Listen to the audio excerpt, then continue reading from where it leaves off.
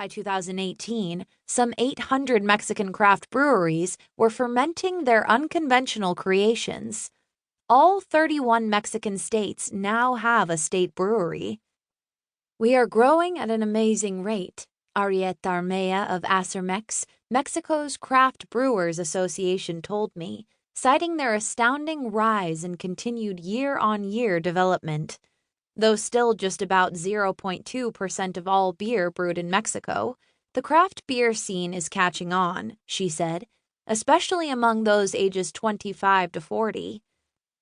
While I have always thought of Mexico as a flavor haven, home of complex moles, acidic escabeches, and fiery salsas that illuminate each and every taste bud, the idea of Mexico as a craft beer destination had never crossed my mind. Yet I shouldn't have been so surprised that the beverage trend had been fermenting south of the U.S. border. This rapid and radical shift is emblematic of the larger changes that have taken place across the food industry over the last decade, by and large fueled by those under the age of 40. This era has given rise to the colloquial term foodie, a title proudly adopted by roughly half of all millennials, those born between 1980 and 1996, and members of Generation Z, those born between 1996 and 2010 worldwide. Together, these generations make up just over half of the global population, which means that at least 1/4 of all people in the world consider themselves a part of the modern foodophile community. Gourmet food experiences used to be a hobby for older upper-class bon vivants, not recent college graduates with 4 roommates and a bike share membership. But here we are, in a world where 20 and 30-somethings fawn over uni, chamomile saison beers, and Chemex pour-over coffee, and treat reservations at Copenhagen's Noma, New York City's Momofuku Ko, Bangkok's Gagan, and Lima's Central with the same excitement as tickets to Broadway's Hamilton. Food has become a bit like pop music. Indian food blogger Amit Patnaik told me over Skype in 2017 of his own observations in Mumbai. Food has become a hobby for young people. They say, let's go out and have a meal. In India, where he said the culture was historically revolved around home cooking, this is new, seen only the last 5 years. An obsession with all things food has taken hold in nearly every nook and cranny of the globe.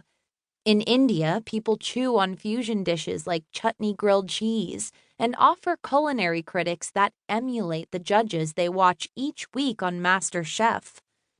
In Nairobi, Kenya, folks can bite into grass-fed beef hamburgers topped with chili mango sauce and grab tacos from street-side food trucks. Young people are definitely crowding new bars and bistros. Della Mbaya, a Nairobi-based lifestyle journalist, confirmed for me.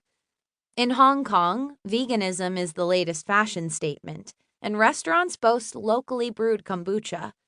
Craft beer festivals are hosted in Ho Chi Minh City, Sao Paulo, Cape Town, and yes, Mexico City, among other places.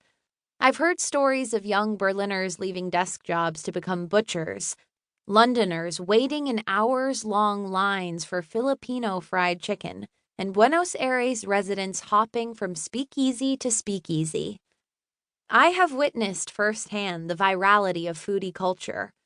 During a 2017 trip through Southeast Asia on the Bangkok SkyTrain, I stood across from a 20-something Thai woman wearing a t-shirt that read, "Fuck love, I have food." And in Myanmar, where the internet only recently arrived and most of the country remains campestrial copper dirt roads and vast rice fields, a barista at a small cafe in Yangon presented Jason and me with a coffee flavor wheel to help us choose the beans for a custom pour-over coffee. "What flavors," she inquired, "would we like our coffee to exhibit? Hints of raisin, rum, chocolate?" I ended up ordering locally bottled cold brew with the tasting notes of cherry cola and lemon citrus printed on the glass. Myanmar.